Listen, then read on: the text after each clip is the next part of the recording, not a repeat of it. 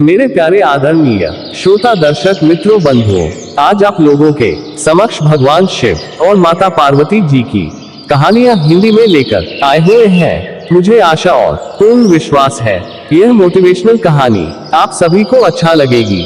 मेरे प्यारे दोस्तों मित्रों, सभी से प्रार्थना है बंसी पटेल और मोटिवेशनल चैनल को सब्सक्राइब, लाइक, शेयर करने की महान उत्कृष्ट करेंगे, क्योंकि मैं इसी तरह का वीडियो आप लोगों के लिए लाता रहूं। तो आइए हम शुरू करते हैं आज की यह वीडियो। भगवान शिव की कहानियां हिंदी में। शिव पार्वती की कहानी। शिव और पार्वती का विवाह। हिमालय के राजा हिमवंत और उनकी पत्नी मीना देवी शिव जी के भक्त थे। उनकी इच्छा एक ऐसी पुत्री पाने की थी जिसका विवाह में शिव जी के साथ कर सके। मीना देवी ने शिव जी की पत्नी गौरी देवी को प्रसन्न करने के लिए कठोर तपस्या शुरू कर दी। कई दिनों तक वह बिना खाए पिए तप करती रही। गौरी देवी ने प्रसन्न होकर मीना देवी की बेटी के रूप में जन्म लेने का वचन दे दिया। गौरी देवी ने आग में कूदकर अपनी जान दे दी। इसके बाद उन्होंने मीना देवी की बेटी के रूप में जन्म लिया, जिसका नाम पार्वती रखा गया। पार्वती ने जब बोलना शुरू किया तो उनके मुंह में पहला शब्द शिव ही निकला। बड़ी होकर वह बहुत सुंदर युवती बनी। इस बीच शिव जी ने अपनी पत्नी की मृत्यु से दुखी होकर लंबा ध्यान शुरू कर दिया था। हिमवंत को आशंका हो रही थी कि शायद शिव जी गहन ध्यान में होने के कारण पार्वती को पत्नी के रूप में स्वीकार न करें।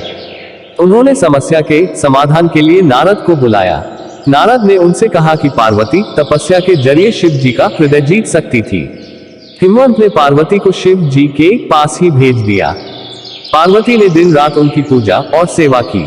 शिव जी पार्वती की भक्ति से बहुत प्रसन्न हुए, लेकिन उन्होंने उनकी परीक्षा लेने का निश्चय किया। उन्होंने युवा ब्राह्मण का रूप धारण किया और पार्वती के पास जाकर कहने लगे कि भिखारी की तरह रहने वाले शिव जी से विवाह करना सही नहीं होगा।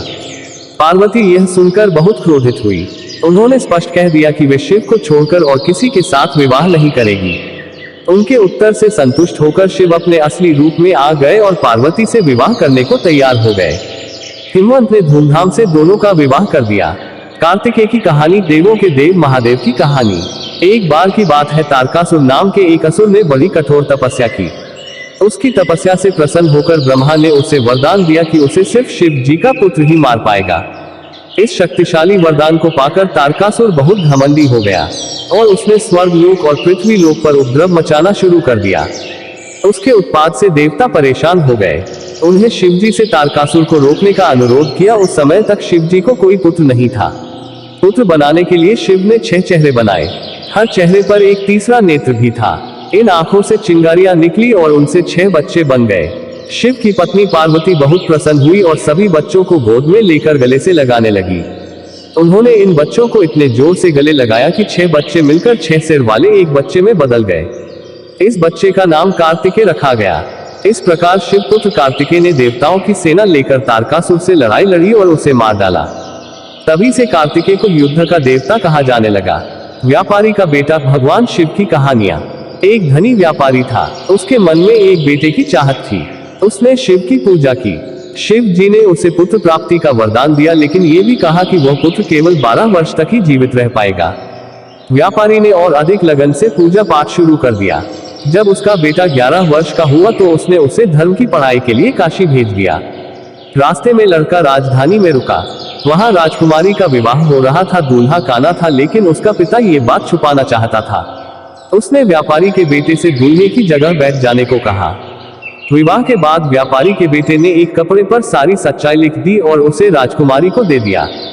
इसके बाद वह काशी चला गया। व्यापारी का बेटा। भगवान शिव की कहानियां। एक धनी व्यापारी था। उसके मन में एक बेटे की चाहत थी। उसने शिव की पूजा की। शिव जी ने उसे पुत्र प्राप्ति का वरदान दिया, लेकिन ये भी कहा कि वह पुत्र केवल 12 वर्ष तक ही जीवित रह पाएगा। व्यापारी ने और अधिक लगन से पूजा पाठ शुरू कर दिया। जब उसका बेटा 11 वर्ष का हुआ तो उसने उसे धर्म की पढ़ाई के लिए काशी भेज दिया। रास्ते में लड़का राजधानी में रुका। वहां राजकुमारी का विवाह हो रहा था। दूल्हा काना था, लेकिन उसका पिता ये बात छुपाना चाहता था। उसने व्यापारी के बेटे से दूल्हे की जगह बैठ जाने को कहा। विवाह के बाद व्यापारी के बेटे ने एक कपड़े पर सारी सच्चाई लिख दी और उसे राजकुमारी को दे दिया। इसके बाद वह काशी चला गया। जब राजकुमारी ने कपड़े पर लिखा संदेश पढ़ा तो उसने कान्हे ने दूल्हे को अपना पति मानने से इनकार कर दिया। व्यापारी के बेटे की प्रतीक्षा करने लगी। जब व्यापारी के बेटे की आयु 12 वर्ष की हो गई तो उसकी मौत हो गई। व्यापारी के पूजा पाठ और भक्ति से शिव जी प्रसन्न हो गए। उन्होंने उसको फिर से जीवित कर दिया। व्यापारी का बेटा राजकुमारी को पत्नी के रूप में लेकर घर आ गया। 4. काली की रचना कैसे हुई? शिव शंकर भगवान की कथा। दुर्गा अथवा पार्वती के प्रचंड अवतार को ही कहा निकाली कहते हैं। असुरों से युद्ध करते समय दुर्गा ने सोचा कि चंद और मुंड नाम के असुरों को मारने के लिए हिंसक और विनाशक रूप धारण करना चाहिए। गुस्से में आकर दुर्गा ने अपने तीसरे नेत्र से तेज बिजली निकाल दी। इस बिजली से नारी की एक काली आकृति प्रकट हुई। उसकी आंखें सुलग रही थी और बाल बिखरे हुए थे। उसकी लाल जीभ चमक रही थी। हीरे या सोने के गहनों के बजाय वह मनुष्य की खोपड़ी की माला पहने हुए थी। उसके 3 हाथों में त्रिशूल, तलवार और मनुष्य की खोपड़ी थी। चौथे हाथ से वह आशीर्वाद दे रही थी। पूरी तरह से रक्त पिपासु दिख रही वह देवी असुरों को मारने चल पड़ी। उसने चंद और मुंड को मार डाला। इस तरह उसका नाम चामुंडा पड़ गया। इसके बाद शिव जी प्रकट हुए और उन्होंने काली के विनाश को रोकने के लिए अपने आप को उसके पैरों पर गिरा दिया। शिव को अपने पैरों के नीचे गिरा दे काली को अपनी गलती महसूस हुई और उसने मारकाट बंद कर दी। बच्चा जो कभी बुरा नहीं हुआ। शिव जी की व्रत कथा। ऋग्वेद ऋषि ने शिव की तपस्या करके पुत्र का वरदान मांगा। शिव प्रकट हुए और पूछने लगे, तुम अधिक आयु वाला साधारण पुत्र चाहते हो अथवा मात्र 16 वर्ष की आयु वाला बुद्धिमान और तेजस्वी पुत्र चाहते हो?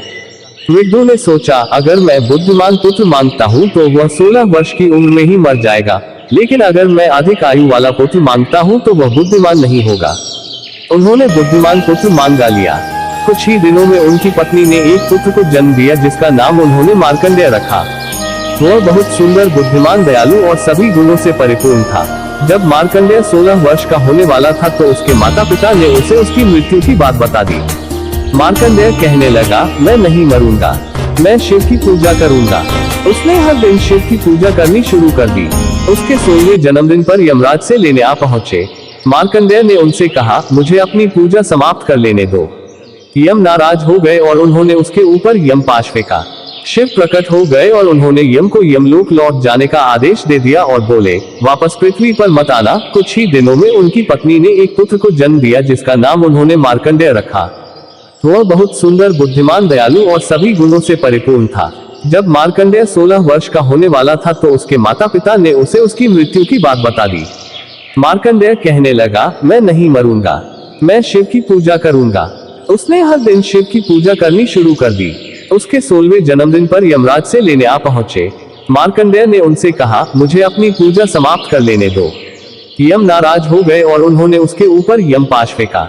शिव प्रकट हो गए और उन्होंने यम को यमलोक लौट जाने का आदेश दे दिया और बोले, वापस पृथ्वी पर मत आना। यम चले गए। उसके बाद से पृथ्वी पर किसी की मृत्यु नहीं हुई। पृथ्वी पर आबादी बहुत बढ़ गई। देवी पृथ्वी शिव के पास गई और कहने लगी, मैं इतना भार नहीं उठा सकती, कृपया यमराज को पृथ्वी पर भेजिए। जब शिव ने इनकार किया तो वह सहायता के लिए पार्वती के पास पहुंची। पार्वती ने भी शिव से अनुरोध किया तो शिव बोले, यमराज ने मेरे भक्तों का अपमान किया था। पार्वती ने कहा, किंतु आपने ही तो कहा था कि मार्कंडेय 16 वर्ष से अधिक नहीं जिएगा, इसीलिए यमराज उसे लेने गए थे।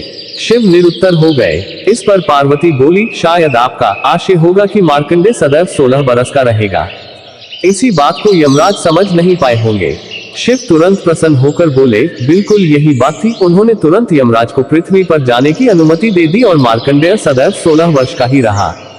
शिव और सती की कहानी। भगवान शिव की कहानी। ब्रह्मा के बेटे दक्ष की सती नाम की बेटी थी जो शिव जी से प्रेम करती थी और उनसे विवाह करना चाहती थी। दक्ष अपने आप को शिव से बड़ा मानते थे, इसलिए उन्होंने सती की बात नहीं मानी। शिव और सती ने दक्ष की इच्छा के बिना ही विवाह कर लिया। एक दिन एक समारोह में शिव ने दक्ष के सामने खड़े होकर उन्हें प्रणाम नहीं किया। दक्ष ने बहुत अपमान महसूस किया। उन्होंने बदला लेने की ठान ली। दक्ष ने एक यज्ञ कराया और उसने शिव को छोड़कर सारे देवताओं को आमंत्रित किया। सती को बहुत बुरा लगा। वह अपने पिता से मिलने पहुंच गई। दक्ष ने सबके सामने शिव का अपमान किया। सती यह नहीं सह पाए और उसने यज्ञ की आहुति में कूदकर अपनी जान दे दी। क्रोधित होकर शिव ने समूचे ब्रह्मांड को नष्ट करने के लिए विनाशकारी नृत्य तांडव शुरू कर दिया। ब्रह्मा ने प्रकट होकर शिव से क्षमा मांगी। शिव मान तो गए, लेकिन उन्होंने दक्ष को शाप दे दिया कि उनका सिर हमेशा बकरी का रहेगा। बाद में सती ने पार्वती के रूप में फिर से जन्म लिया। 7. चंद्रमा ने अपनी रोशनी कैसे गंवाई, शिव पार्वती की कहानी। राजा दक्ष प्रजापति ने अपनी 27 बेटियों का विवाह चंद्रमा के साथ कर दिया था। विवाह के समय उन्होंने चंद्रमा के सामने शर्त रखी थी कि वह अपनी सभी 27 पत्नियों के साथ समान व्यवहार करेगा। चंद्रमा एक एक रात अपनी हर पत्नी के महल में बिताता था, लेकिन अपनी रोहिणी नाम की पत्नी से वह अधिक प्यार करता था। जिस रात को वह रोहिणी के महल में जाता, उस रात वह सबसे अधिक चमकता था। उसकी शेष पत्नियों को यह बुरा लगता था। उन्होंने अपने पिता से इतनी शिकायत की। दक्ष प्रजापति ने चंद्रमा को श्राप दे दिया कि वह अपनी चमक खो देगा। दिन में सूरज चंद्रमा को अपना दिव्य प्रकाश दे देता था। रात में चंद्रमा दिव्य पेय सोम पीता था, जो कि देवताओं का पेय था। दक्ष के श्राप के कारण देवता अपनी शक्ति का स्रोत हो बैठे। वे सहायता के लिए ब्रह्मा के पास पहुंचे। ब्रह्मा की सलाह पर चंद्रमा ने 1 करोड़ बार मृत्युंजय मंत्र का जाप किया। इससे शिव जी प्रसन्न हो गए और उन्होंने चंद्रमा को श्राप से आंशिक रूप से मुक्त कर दिया। तभी से चंद्रमा सिर्फ कुछ रातों में ही चमकता है। एक बार फिर हमारे सभी मित्रों को प्यार भरा नमस्कार एवं वीडियो देखने के लिए सभी का हृदय से आभार।